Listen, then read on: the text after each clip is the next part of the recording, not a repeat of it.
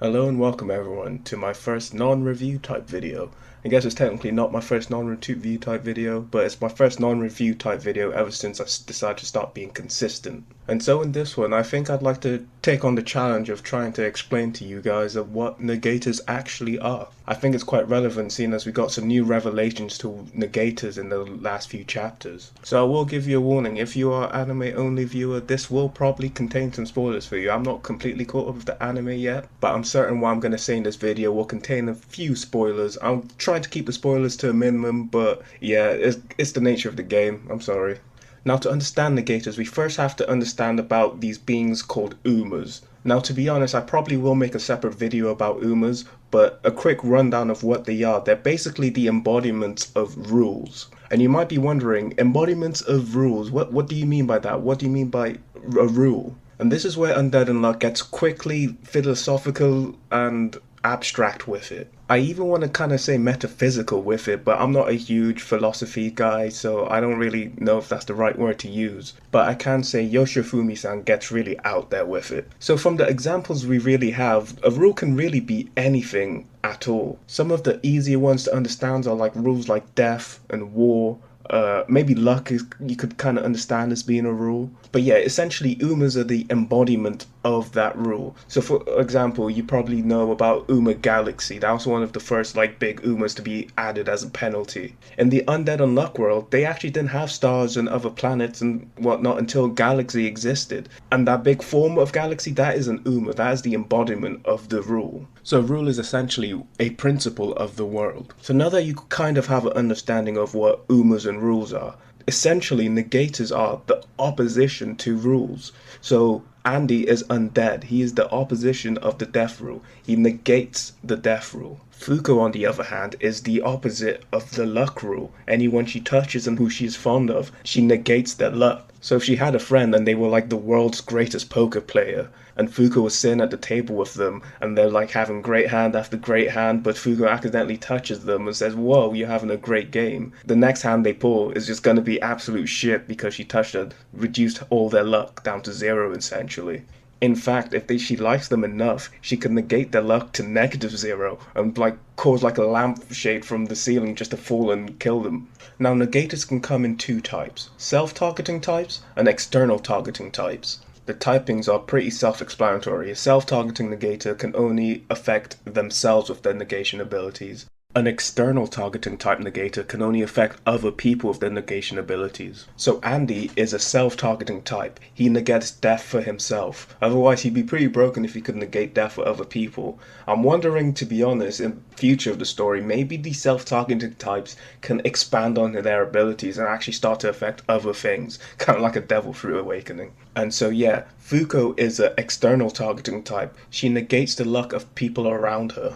Now these types of negators can be broken down even more to compulsory activation types and voluntary activation types. Still pretty self-explanatory with it. With compulsory activation types, once a condition is met, the power is activated regardless if the user wants it to be activated or not. But with voluntary activation types, once a condition is met, the user can choose whether they want to activate it or not. So Andy and Fuko are both compulsory activation types. They can never choose when they want to turn off their ability or not. Andy's always going to be undead, and who, no matter what, Fuko's always going to unleash some unluck onto someone. Even if she's not that fond of them, if she's not that fond of them, it's just going to be a tiny bit of unluck, but some unluck will still happen. But someone like Shen, with his untruth, once his conditions are met, he can choose whether or not he wants to activate that ability. Although with like Fuko and Shen's ability, there are sometimes some tricky conditions. Like with Shen, he has to be fond of his target subconsciously. So he can't just like pretend to like be fond of him and use the ability. He genuinely has to be fond of them. He can't fake that part of the ability, so it's kind of inefficient. If it's a really powerful opponent but he just doesn't like them, he can't use that ability. And same with Fuko. Her unluck is one of the most tragic negation abilities. You've got to be fond of someone to take their luck away, so that your enemy, you can't take their luck away. It's so inconvenient. Now a negation ability is only as powerful as the kind of imagination of the negator. And what I mean by that is depending on how they perceive their rule, kind of changes how they're able to negate that rule. An incredible example of this is Sean Unseen. We've seen this with him on multiple occasions actually. The first time actually goes back to what I said earlier in the video about a self-targeting type negator being able to share their ability with another person. In Sean's case, he's unseen. He can essentially make himself and whatever he believes belongs to him invisible. So yeah, as you can tell by the description, he should be a self-targeting type. But in chapter 194, he's also able to make Fuko unseen as well. And this happens because he has a kind of realization, a change in perception of his ability. You see, Sean's father was an actor, and he was always cast in side roles. Sean remembers a conversation with his father that he had once he was really young. He asked his father, "Don't you hate always being cast in side roles?" And Sean asks him this because the lead always gets praise and attention, but the side roles don't really seem to get any. Sean's father seems like a really gracious man and just says whenever the lead actor gets praised for their role, he feels as happy as if they were praising him. So he's able to make Fuko seen because although he's not the guy doing the big attack on the enemy, he is the conduit to allowing Fuko to get up close to the enemy in order to land that attack. She may be the lead actor, but the credit really goes to him. So kind of like what his father said, Fuko might be getting all the applause, but Sean feels like he's getting the praise as well. So he extended his ability by being able to make his allies unseen as well. He says in the scene, "We're of one mind and body." So essentially, they're all actors in the same play. They're all a part of the same entity, which is why he's able to share his ability with them. The next time Sean was able to extend his ability was with Gina. They wanted to be able to sneak onto the rocket, however there was a weight limitation. Gina helped Sean understand his ability by making him stand on a scale and go unseen. And even though he was unseen, the scale still showed that his weight was still on there. Therefore, he's not really unseen. You can still technically be detected. You can still technically be seen. She basically tells him you need to change his perspective and understanding of what being seen is and be able to use your negation ability to negate your weight as well as just the physical sight.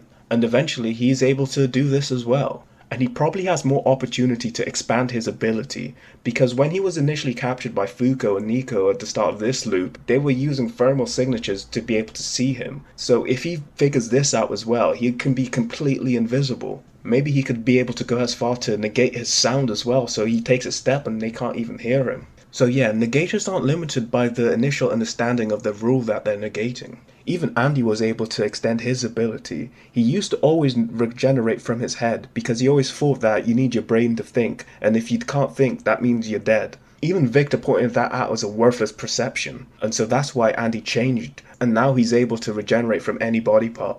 Now, not only can a negation ability be evolved, the condition for how they're activated can also change. However, unlike the evolution of an ability, that activation condition can only change at the start of the loop. Well, not at the start of the loop, but when the negator first gains their ability. We have two confirmed examples of this, Top and Billy. In Top's case, we didn't get to see the manifestation of his ability in this new loop, but with Billy we clearly got to see when his ability first manifests. Similar to the evolution of an ability, the condition of how an ability activates changes based on the user's perception and personality at the moment of manifestation. In the first loop where we were introduced to Billy, the condition to activate his ability was that the target had to see him as hostile or a threat. However, in this loop, the condition to activate his ability is that he needs to acknowledge the strength of the target. In the chapter, the narration states that Billy's kind, fair nature gave the ability a new form. So to understand the change in his nature, we first need to understand that when a negation ability manifests, it is usually met with tragedy. And one of the goals Fuko's had in this new loop is to negate all those tragedies when those abilities manifest.